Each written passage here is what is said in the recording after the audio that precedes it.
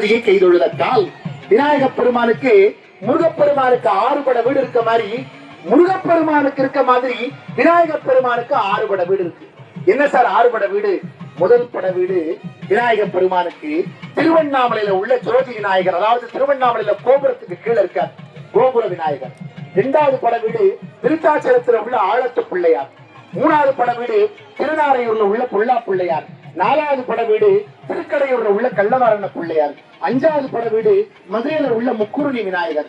6வது பட வீடு காசியில உள்ள தும்பிராஜ கணபதி. இந்த 6 கணபதிக்கும் போக முடியாதவங்க பிள்ளையார் பற்றி கற்பக பிள்ளையாரை கும்பிட்டா 6க்கும் போன புண்ணியத்தை இந்த பிள்ளையார் தர்றாங்க.